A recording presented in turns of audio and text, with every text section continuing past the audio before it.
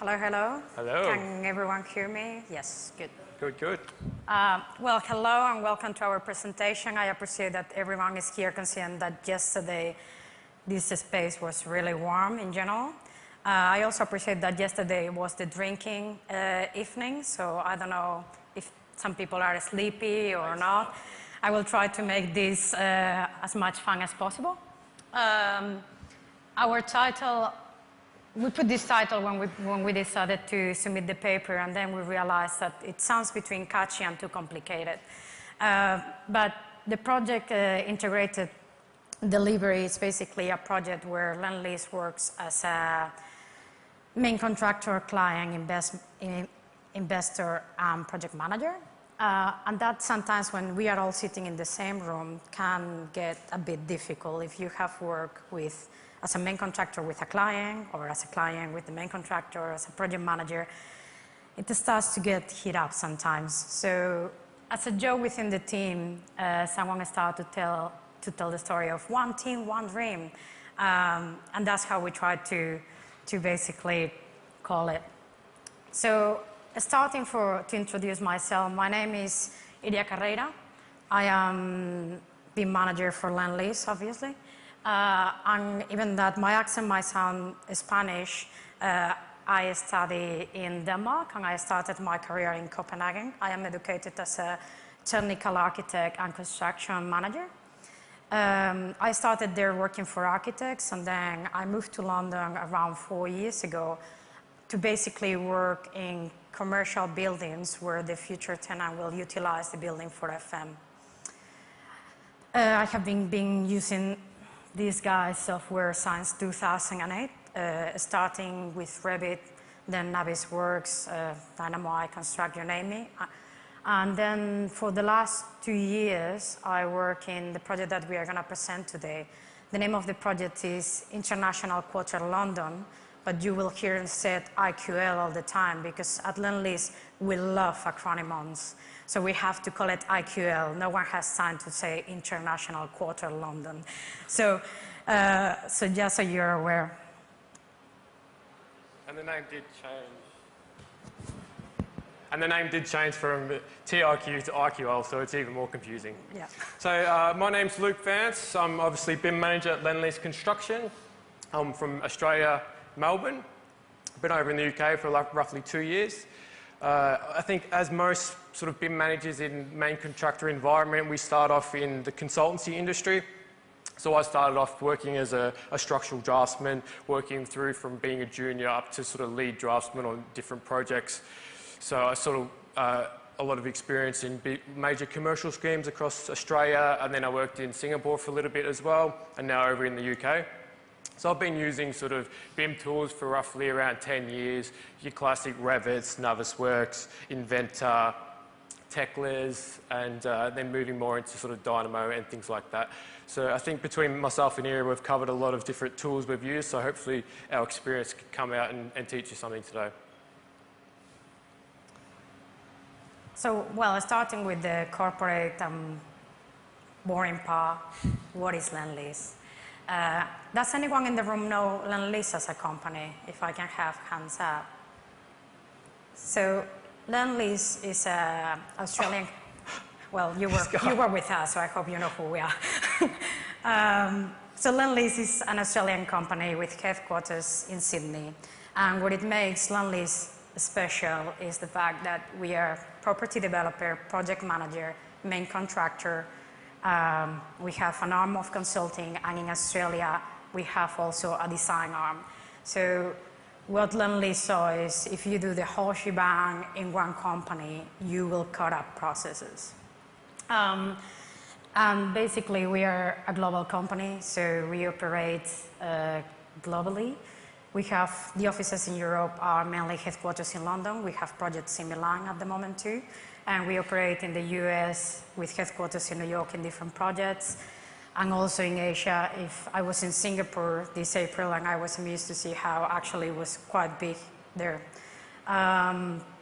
So what we do and what we focus on doing is something called urban regeneration projects.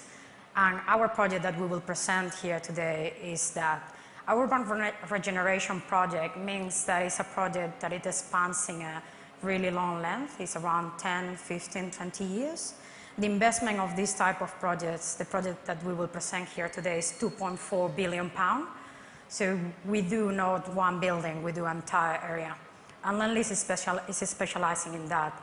We have built Barangaroo in Sydney, and then Paya Lebar in Singapore. Here in London, we have Elephant Castle, Deptford, and this project, International Quarter London. So if we quickly just do a quick overview of the project itself.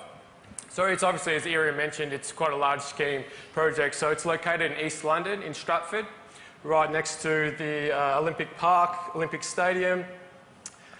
If we refer to the photo here, it's sort of broken into two halves. So this imagery here, if we go to the next one, it's broken into two halves. So we have the northern plots, which is located down in this area, and we have the southern plots, which is south of Westfield Shopping Centre. So this is Westfield Shopping Centre in here, and it's also in another area where Lendlease has another iconic regeneration scheme, which is the Athletes Village, or now known as East Village.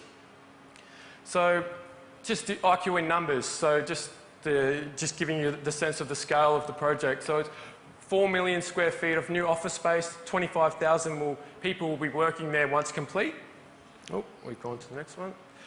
333 new residential homes, 22 acres of mixed-use development, and also 2.4 billion total budget.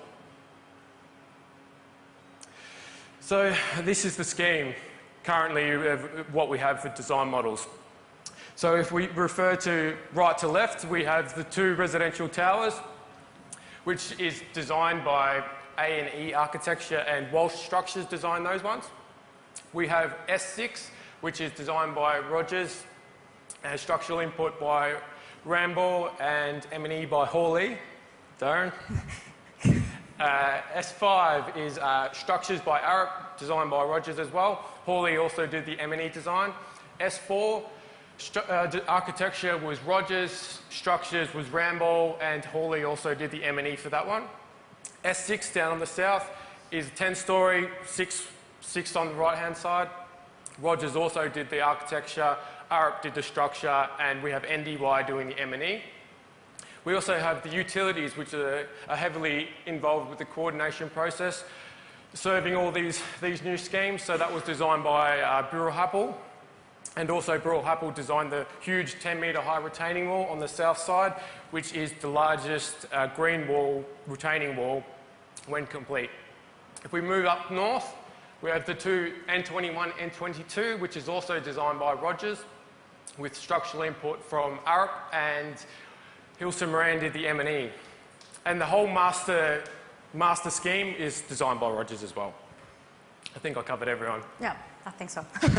And currently this is what's planned. So obviously we have more future plots in here which have not been designed yet. So yeah, it's obviously we're not too sure if it's going to be commercial, residential, so depending on the market. So the whole scheme, how it's planned, is around 9-10 commercial buildings and 2 residential towers. But this part that you see here at the moment is being future planned because of after the Brexit, the landscape in London has been changing. That part is being at the moment being looked at. Mm. So this is current site photo from one of our cameras during 2017. So we have on the right hand side, as I mentioned, S7 and 8 residential towers are now complete and handed over. S6 will be handed over in this summer. S5 early next year, which is the taller one, the 20-storey. S9 we are starting piling next week. The retaining wall down on the southern side. Concrete's complete, we just need to dress it up with the retaining wall grass features.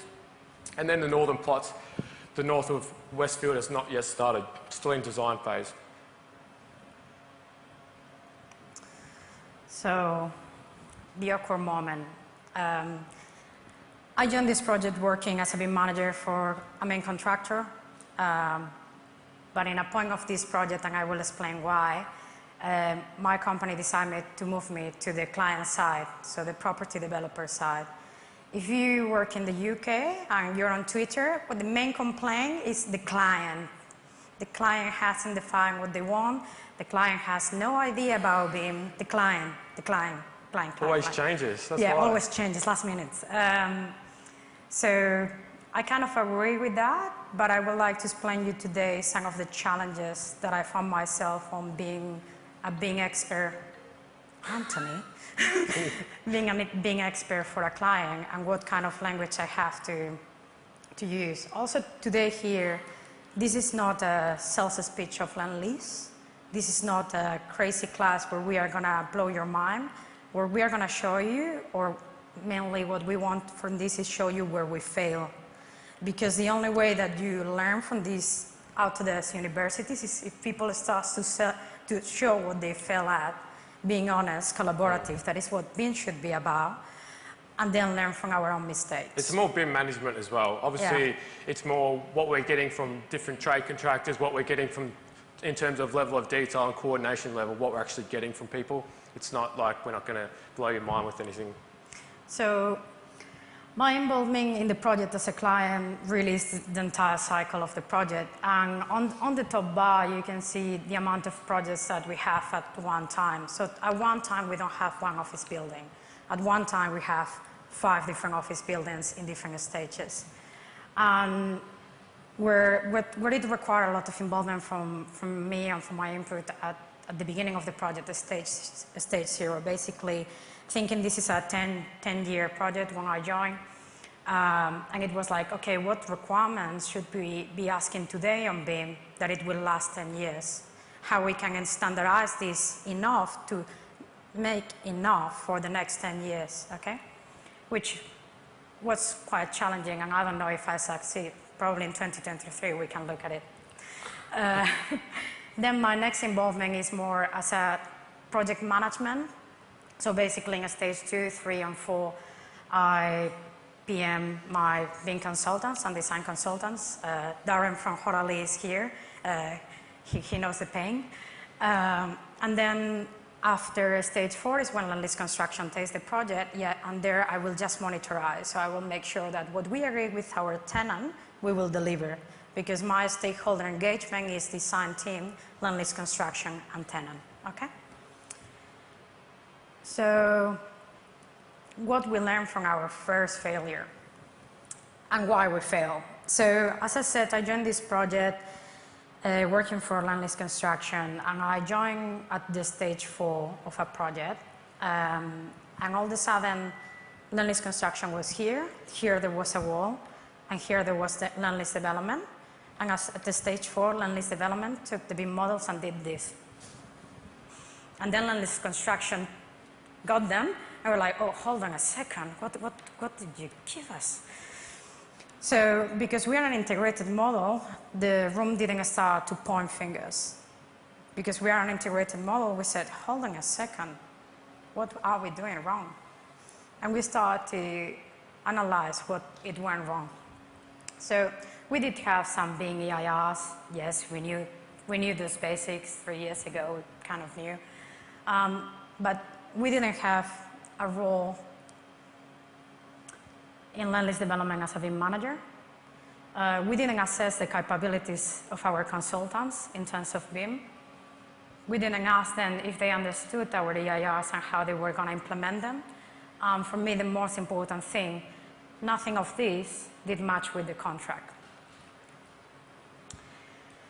And I know that in the BIM world, if you have been around for years, you will know that the BIM execution plan a couple of years ago was the document. So when I started, it used to be BIM execution plan. If you don't have a BIM execution plan, you fail. In the last 2-3 years, the UK have been mutating to BIM EIRs. If you don't have the BIM EIRs, you fail.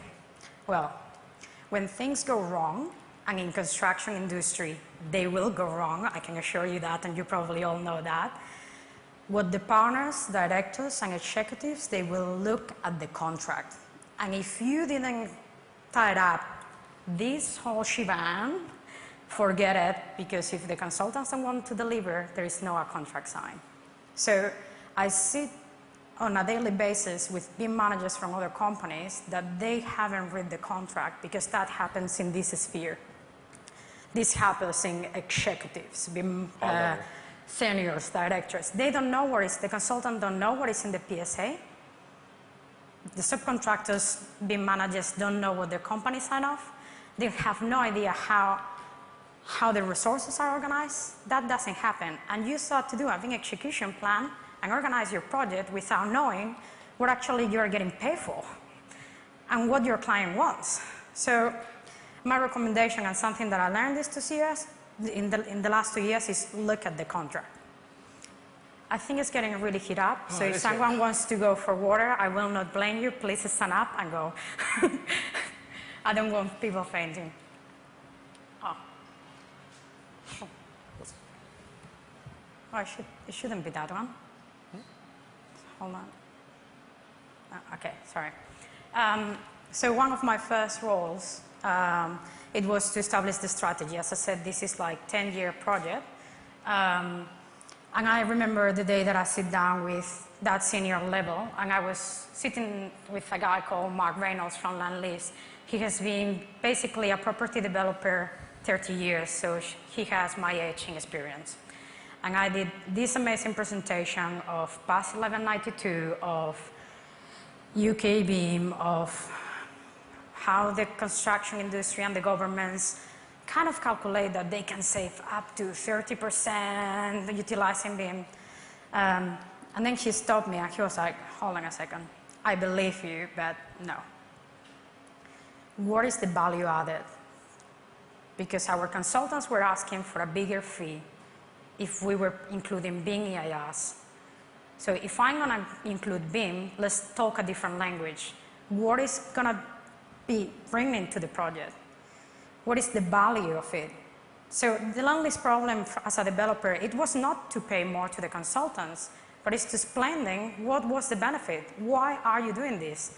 And I know that this is really plain, and this is not dynamo scripting, like we are in the other room talking about machine learning AI. Well, my reality is not that one. My reality is that I have to explain to a room full of executives that this is worth it, in the language that they understand. And that's what I actually kind of learned these last 2 years, or I keep trying. So quality design, I will not go through this so much because I assume that most of you are BIM experts or you know about BIM, so I will not tell you that the BIM execution plan needs to be in place and all that. But what I will say is, please do not have BIM coordination meetings, and don't call them BIM coordination meetings. Go to your consultants, tell them when is the design team workshop, and put BIM there. And start to use BIM as a design coordination tool, not as automatized class detection. So that took us a lot to figure it out. So this that you see here, that it really seems like really simple, is a fortnightly exchange of models. It took us around 2 years to implement this properly on a London project, considering the program of London projects. If you see on that age, I have BIM manager in a different color. In my design team coordination workshops, the BIM manager that is there is me to police. But if you are the lead architect, you open the Navisworks model. If you know how to open a PDF, you need to know how to open a Navisworks file. That's the basics. And I still found in this industry, as a client, lead designers that come and tell me, no, that's my technician. Or in the UK, they will tell you, that's my part one, the one that it does it. But, sorry, what is this about? And in these meetings, we basically dedicate 1 hour to go through key issues in the model. And I will put this one. We dedicate 1 hour to put key issues in the model. And the rest is have the model there, but it's design coordination review. We don't do 4 hours class detection marathons. We don't class detect a whole model against a whole model. You have the design program, you know what you have to fix. Okay, we are looking at course today. Please, everyone, bring the 5 main issues on a viewpoint, export the XML, send the XML to your lead architect, get it there, put it in Navisworks. I will not explain this technicality because I will assume that everyone knows that in Navisworks you export an XML with viewpoints, then you bring that in, and then you have all the viewpoints by one by one. So this is how we reach design quality, actually. And then the more geeky part. So, because yesterday we were talking about data, and I realized that I was having around 3 projects live with those viewpoints, knowing where and when I was having issues, but actually we were not utilizing it. We were utilizing in design, but not as a company. So something that we decided to create, it was this. If you don't know this software, this is called Power BI. This is a data analytics tool. So you can see that the 6th of October, this is the section of the building. Depending on the level or the core, how many issues we have. And if you pick on a company on that side, you have Horley, Ramble, Rogers. If you pick on a company, you know exactly how many issues they have. This is what we were doing. Another thing that we were doing with Power BI, if we go back to favorites, sorry, it's a bit complicated today, was to start to analyze on data how our companies were working on BIM, depending on the project, and then what it was the overall mark of the project. So are all the companies performing well or not? And this will tell you just with a click. This is also in the cloud, so if my main executives were going to a principals meeting and they ask me how is Rogers doing, I will say, hold on a second, I will pin it to you, and they will have it. And for me, this is the first steps that you need to take as a company if you want to do the whole shebang that we saw yesterday there. Because we are not going to get to artificial intelligence and machine learning in a jump in one day. You need to go baby steps. So in order for me to do this, I actually end up talking with my finance department and with my procurement department in Lend-Lease, because they were actually rating the subcontractors as a main contractor, but we were never rating our consultants as a property developer.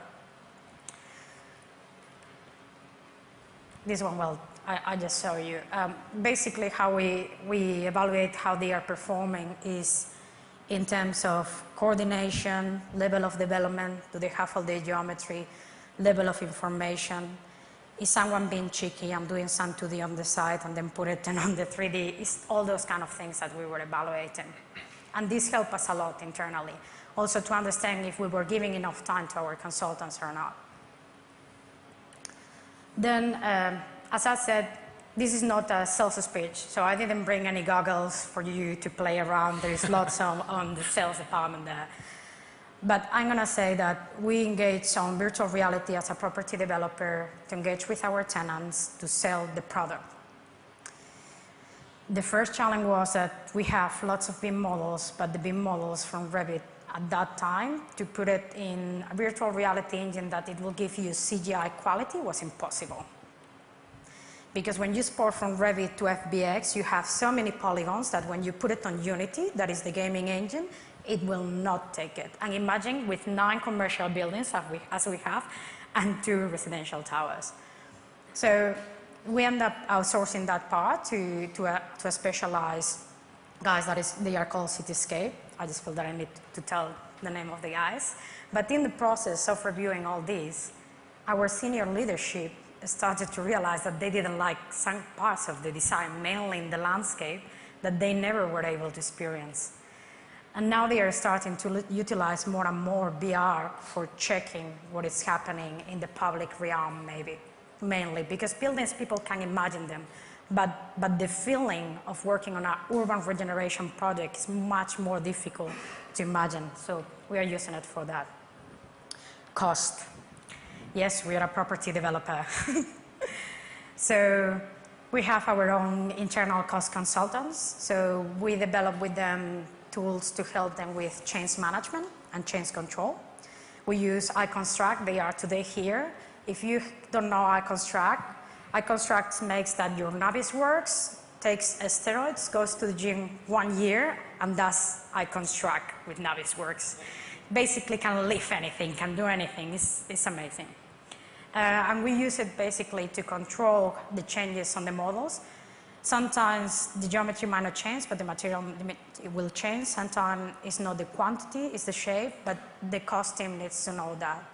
As an example, we do quantity takes off as a property developer to plug it in our cost management team. And everything was the same. But we realized that it was not only about the quantity, that in this case scenario, the shape of the concrete columns have changed in the process. And we were needing to change the formwork around, which will add more time, so we will add more cost. So I think it's, apart from quantity takeoff, to look at the change of the geometry is extremely important.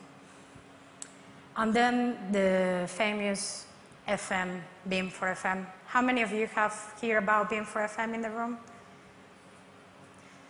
Okay, BIM for facilities management, putting in a really, really short version explanation is you have your BIM models, you give it to your client that is going to occupy the building, and then they have a beautiful BIM model that if they need to change that lamp bulb, they will know what it is, they will know the type.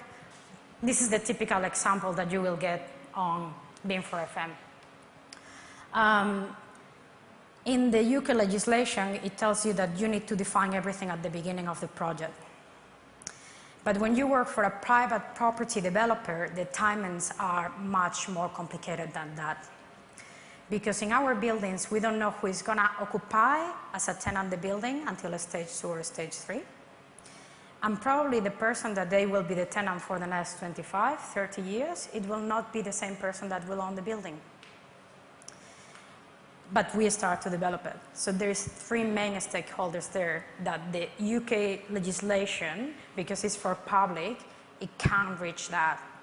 So the thing that we have to do is to develop some requirements for the elements that they were standardized enough so our clients or future tenants will maintain their building and then they could add things. Then this is I construct again. This is how we check the data on the models. So basically the same attributes that we define here is what you have there. But Luke will talk more about that because that's more a main construction part. Then just to finalize, in the design process we have all these BIM models. So we use Synchro. If you don't know, Synchro is not an Autodesk product. Sorry, Autodesk. But Synchro is basically a 4D sequencing software. Can we put it? Or? Yeah, I just clicked the wrong one. Okay.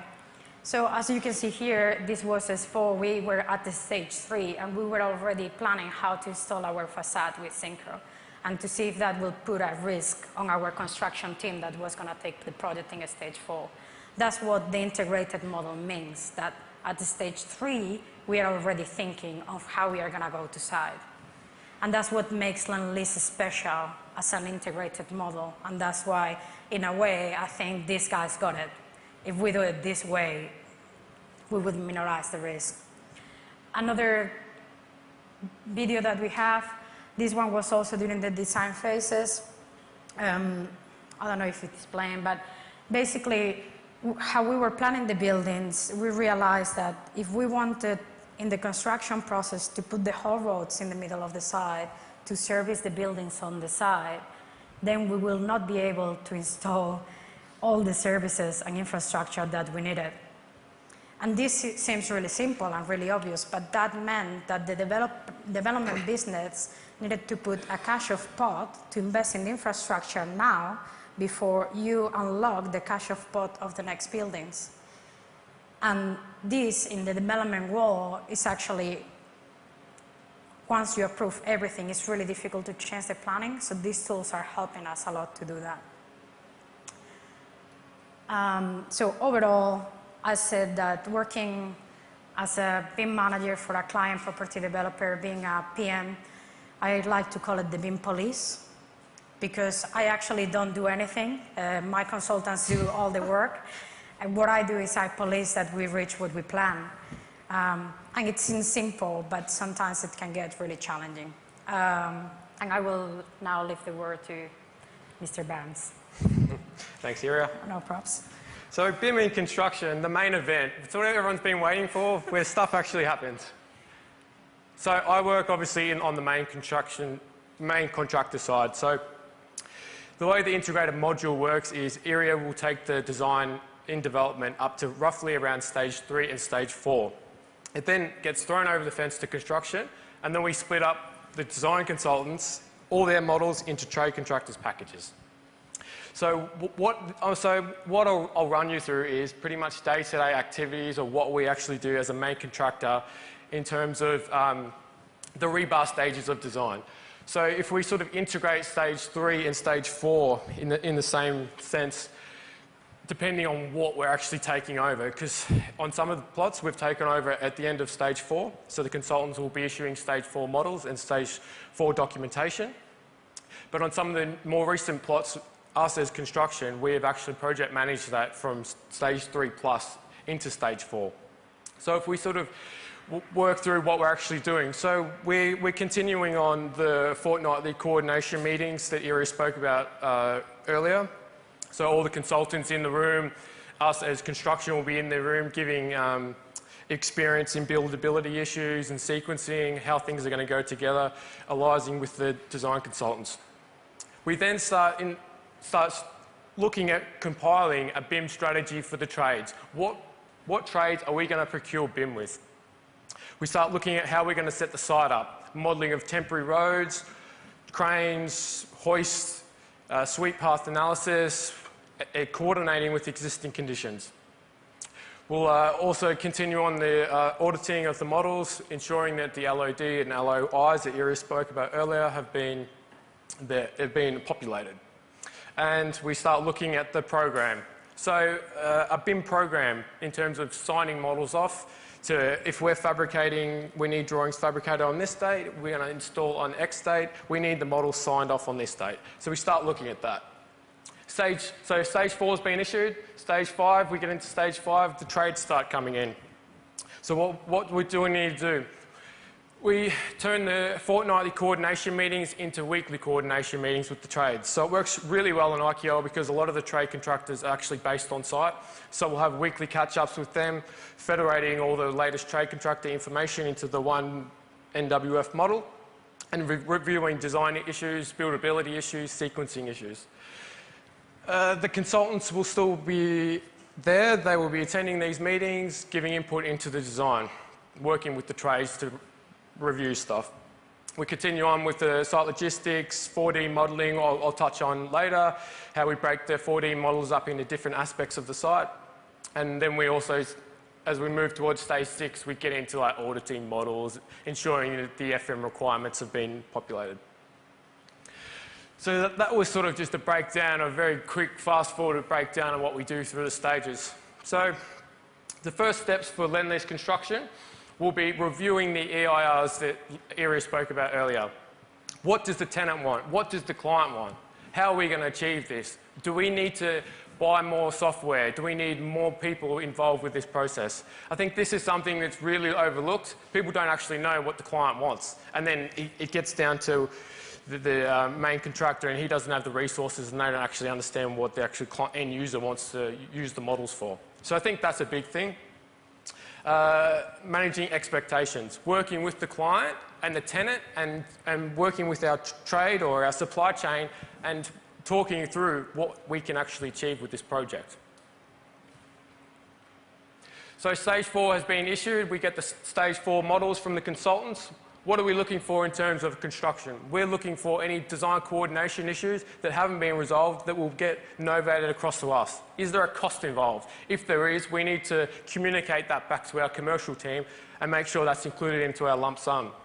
Is there any critical items that we've messed up on previous projects in terms of fire stopping, coordination, simple coordination of builders' work holes in drywall, in block work, things like that, health and safety issues. We can then give input into the design. And cost, obviously. So buying BIM from trades, why do we do it? Why do we select a trade contractor to give input? Because we want the final model to be an as-installed model to a fabrication level so we can coordinate that model prior to us going out onto site. What's going to be critical for the project? We need to have smarts about ourselves to be reviewing the design, and assess what areas we need to buy that fabrication level model from the trade. We need to assess the cost. Obviously, BIM costs, everyone, the commercial team would be like, why we need BIM models from this company when we've got a stage 4 model? It's going to cost X amount. BIM obviously there is a cost involved sometimes, but I think it's mainly on education of the supply chain. If they don't have an internal resource, if they export that out to a BIM consultant, that's where the cost is. It costs a huge amount. And what we've found working through the process is the education of that supply chain, that trade contractor. If he hires an internal resource and trains him, upskills him, that's going to cut the cost by a lot and help the main contractor and help the client at the end of the day. Can I have my microphone on? I agree that that BIM generates an investment, but as a client, I have to say that we talk about being as a risk mitigation tool. So if I'm going to pay an upfront now, then your risk mitigation should be lower because then you fix the whole shebang. So Lend-Lease is happy to say to Lend-Lease Development is happy to say to Lend-Lease Construction, if you think that you need to procure this, then go ahead. But then we want the entire construction process to go nice and smooth, let's put it this way. So even that it requires investment, you will take it from other pot. The pot shouldn't be bigger. You should start to administrate from where you are taking from this pot. Yeah, we're obviously going to get a more robust design and then we can tailor that to install. So just a couple of examples here. Sorry, Darren, this is your model. So this is obviously a fabrication level model. So this is from Hotchkiss, the ductwork guy. He's taking this to the level of detail that's going to be installed on site. We can obviously then evaluate that if that model has been installed in the correct position out on site. Obviously, I spoke about earlier, coordination of builders' work holes is critical, fire stopping in firewalls. So there we have the red in design stage 4, and then we have the trade contractor model. We go to the next one. This is just a mechanical plant room. Obviously, skid location has been refined, pump location, valve location, flanges, correct bend radiuses on pipe work, and just a simple package like the glazed doors. Stage 4 model from the architect obviously shows a very simple door. But then we buy this from the trade contractor and we have everything that's going to be installed. The FM is there and also the coordination for on-site activities. We have the connection back to the base, the concrete, and then we can coordinate that with low-level services. And this was actually, this particular glazed door was a big issue on one of our projects because we installed all the low-level services 10 stories up that clash with those connections at the base. And that goes back to procuring of trades. We procured the glazed door package too late, and the low-level services cable tray, they just put it straight on the end, which was ideal for them because it worked with their processes. But then once we got the door model in, we found out that it clashed 10 stories up. Typical construction industry. Yeah, exactly. So this is just an example of the BIM input that we're getting in terms of trade input from the supply chain. So this is an example of one of our coordination models, S5 building, 20-storey commercial space. I'd like just to touch on some of the smaller packages, as I mentioned earlier, like a glazed door package. Some people will be thinking, oh, why would you need that? Even some of the other ones that we saw a lot of value in, buying drywall, ceilings, block work, getting them up to speed with the BIM process and coordination, getting them to attend the weekly coordination meetings, getting the drywall guy to actually look at the services models and ensuring that he can install his head track if the services are in. If not, we're not taking all the services down, we want the walls up first. Things like that. We have, if I just quickly run through, so we have London Wall, which was movable sliding walls. We have AVIT, we have all your drywall, mechanical pipework, steelwork fabrication, joinery, BMS, all the typical ones. Kingspan provided a model of the pedestal layouts. Zeromi was the same. Short Fraser did the glazed doors. CNC Catering provided us with a Revit model of their install. Cooper's Fire did the fire curtains. Sherlock, Prater Roofing, Radies, Coney did the lifts. But obviously there was a lot of education to some of these smaller trade contractors, just getting them up to speed. Even simple things like putting the model in the correct position. constantly on the phone. It's still in the wrong spot, mate. Come on. I've sent you the file. Just put it in the right spot. Naming conventions. Yeah, naming conventions, how to import a shared parameter, things like that. It seems simple for us as sort of BIM experts, but some of these supply chains, they've been on the 2-day course and they can do BIM. Just a couple of examples showing sort of the interface and how many trades were sort of trying to coordinate it at the same time. So obviously even the pedestals was a huge advantage for us. We have a lot of low-level duct work, a lot of low-level tray work. We have trench heaters, trench heater pipe work. And just obviously a plant, very congested areas. So BIM scopes, as Iria touched on earlier, this is something that we send out at tender time. We put together a BIM scope which will outline their BIM deliverables, outline the model elements, outline the LODs, LOIs that the client wants. We send this out in the tender packs. They're supposed to review that and ensure that they can actually adhere to that.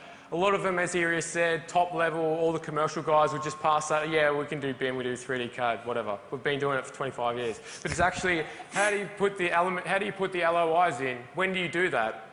Do you understand what this document is? Do you know what a BIM implementation plan is or a pre-construction BEP? No, they don't. So this was something that obviously a lot of education, especially some of the trades, the M&E guys that have been working with CAD fabrication for a long time, they're still coming to terms with the whole BIM process. Technically, they're awesome, they're really good, they know their stuff in terms of install and coordination, but it's just them actually talking to other trades. They love just coordinating between themselves, but then they don't want to coordinate with a blockwork guy or the drywall. We just want to bang our services up and leave. And then we pull it down and get paid for it again. So this was a classic example of what went wrong. So we had two buildings, S5 and S6. One was 10 stories, one was 20 stories.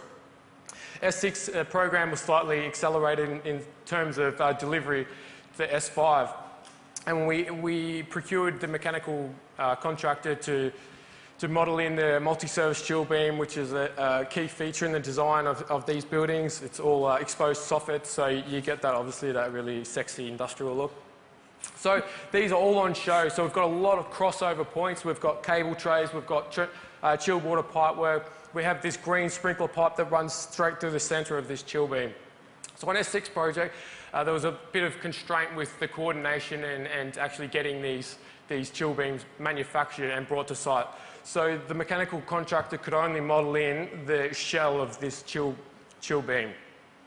We overlooked how complex this coil pipework was. It's actually different on nearly every one. It's all mirrored and it's all over the place. We have a BMS cable tray running through here.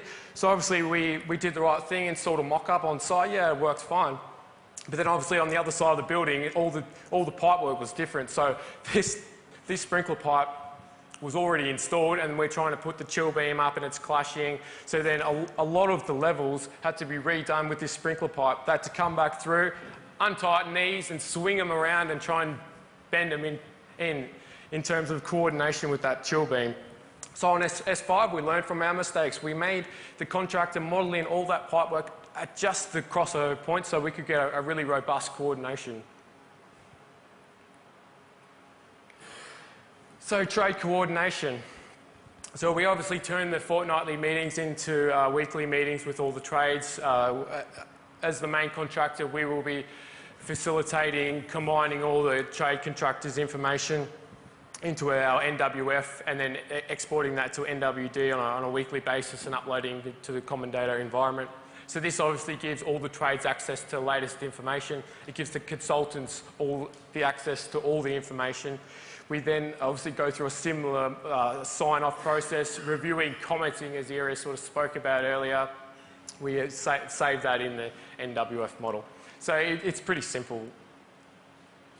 So this is sort of something I'd like to touch on is BIM sign-off. So what we do is we do a process of spatially coordinating all of the models.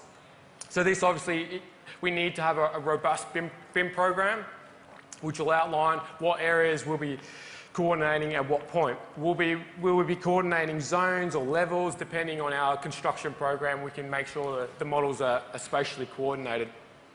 So one of my pet hates is just clash detecting. We don't clash detect all the time. We don't need to. I don't want to be in, if we look at this phases, phase 1 is just, what happens is the trades will pick up the stage 4 models, their package, they will start looking at if it technically works with all their correct bend radiuses, access routes, things like that. So I don't want to be clash detecting when they're still working through the process. What's the point in clash detecting at that point? So we don't need to do that. So they'll do first pass models, first review. So this process might take 4 weeks maybe, depending on the size of the project. So once all the trades think that they've spatially coordinated all their models, we have final content models, which is a quick review with all the trades. Yes, they're happy with it. Yes, this has been tweaked depending on the previous meetings. Yes, they're all happy. We go into phase 2, which I'll start getting more involved with actually really finitely looking at these models with my project managers or my building services managers. I will run my standard checks in terms of clash detection, produce a report, send it out to the trades, and then we go to the sign-off where any big ticket items will be reviewed, models updated, and then we sign the models off. Once we sign the models off, that then releases the trades to start cutting their 2D drawings and uploading them onto Common Data Environment for approval by the consultants. So this obviously cuts off people uploading drawings at this phase. Yeah, we're done, we're coordinated, get a status B and start manufacture. We then go to this phase where it's actually working with all the other trades. So we're cutting out them just uploading stuff and then us having to reject it because obviously we've got 10 days to approve it. Doc controller gets involved, everyone has to get involved when the drawings really shouldn't have been issued until stage 3. So we're trying to minimise that stuff.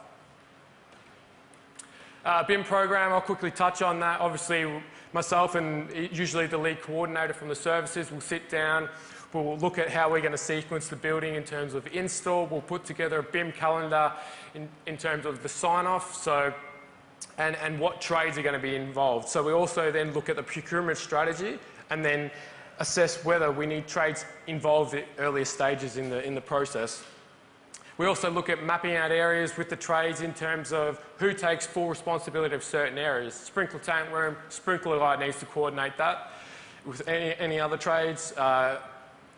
HV rooms, IT rooms, obviously the AV guys, mechanical plant rooms, mechanical guys. Roof should be coordinated with the roofing contractor. Planning and sequencing, so this is a big part in our sort of day-to-day activities as BIM managers for a main contractor. We use 4D, as Iria talked about earlier. We use Synchro. Synchro is a really good product that links really well with our P6 planning program. So we can export that and sync it back into our Synchro model really easily and quickly. So we work really closely with our construction managers and our planners to develop different 4D models. So currently we have a few different aspects of the 4D. We'll obviously, because it's a large commercial scheme, we'll have a 4D model of our entire site with all the buildings on there. We'll then break that up into buildings. So just building model of a 4D model. And then we look at different smaller construction, intricate construction areas, like an external staircase, the riser strategy, plant rooms, how the install sequence is going to go, the roof, things like that, critical items. So if we'll just go through just a couple of examples. Do we have to press play? I think you have to press it. So if we look at a typical floor plate, so anything that's typical, why not digitally rehearse that? So we put together level 4 was a typical sequencing, a typical floor plate. So we go to a high level of detail for this. We put in the spotting out of the pedestals, all the activities that are going to happen. How are we going to install our drywall? Install it west to east. When are the external steel staircases going to be up at level 4? When's the cladding going to be watertight? Things like that. We'll put in hoist infill areas of designated areas that people can't work in because obviously access areas. How we're installing the services. On S6 and 5 there was 2 different methods, pretty much the same design but 2 different methods of how they're going to install that. High level services first or low level services first. So on this particular job we did the high levels first and then we could install the chill beams off the structural floor plate.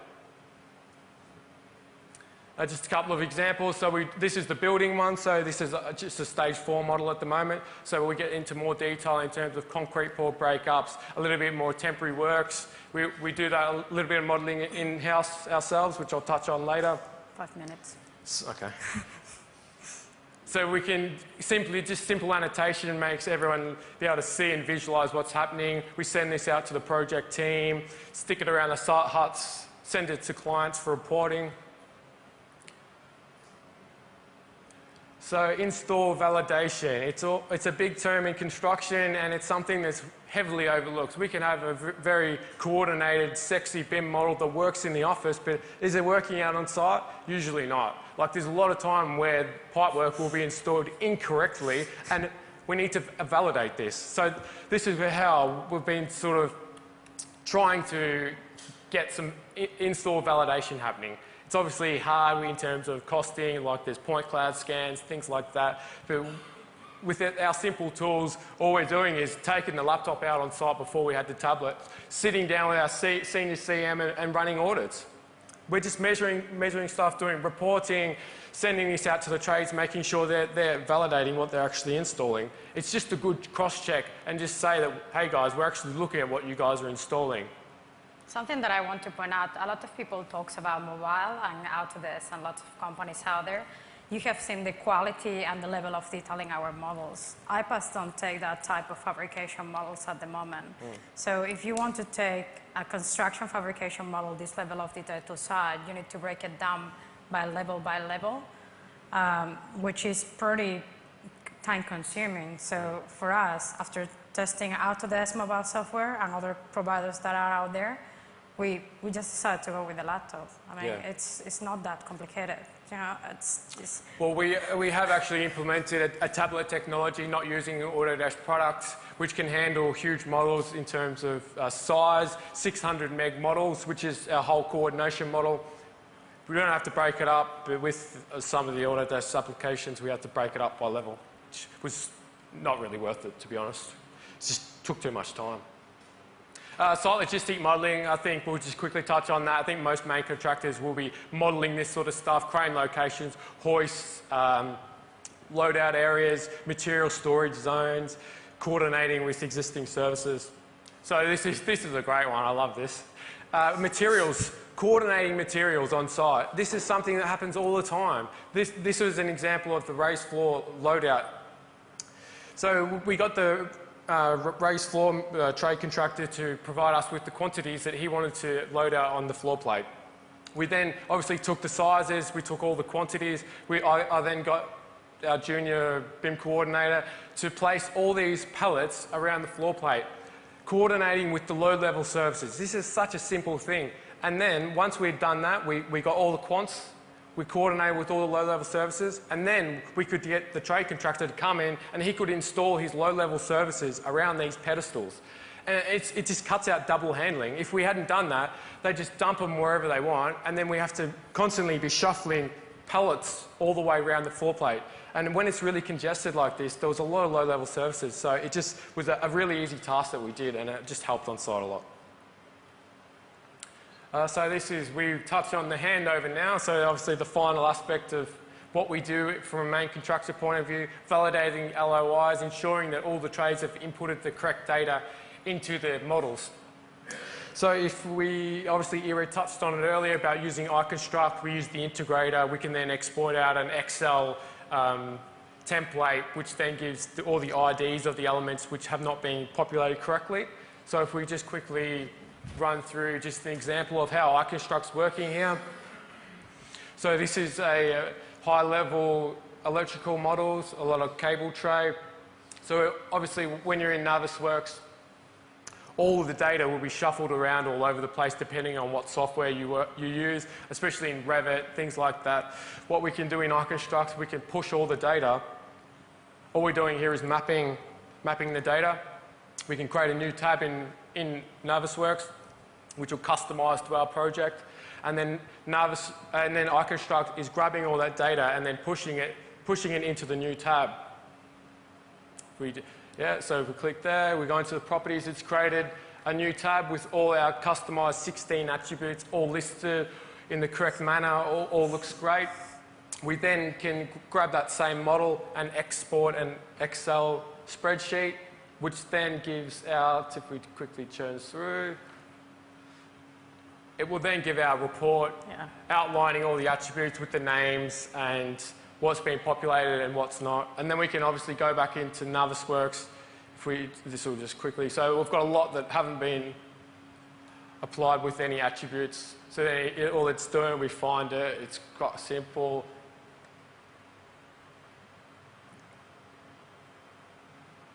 Yeah, it's just a bracket. It's just a bracket that doesn't need any LOIs. So that's just a really simple way to do it, and it saves a lot of time. And we use it as a client, we use it for validation, and then the main contractors, they use it also to input data. One of the main challenges working as a main contractor is just you don't use one software. Our supply chains, we never require you modeling Revit or another one. We just require you modeling what you are comfortable on, and then you export NWCs, IFCs, and your native file. And what iConstruct allows you is to check all that information in the native format or in NWC in a really proper way. I know that most of people use Solibri as a validation tool, but for us, we need to check it constantly. And for some of our supply chains, fabrication models to IFC, I don't know if you have tried that, but it doesn't work properly. Sorry for anyone that is IFC champion. So with Navisworks, we can quickly import fabrication models. That S5 model that I showed earlier has around 600 models in there, and it holds a lot of information. We can actually use it. We've still got running with the same model, so, so 31 trades and 600 models. It's working quite well. So that's it. I don't know if anyone has any question or everyone is boiling at this moment in time. Yeah, I'm pretty hot.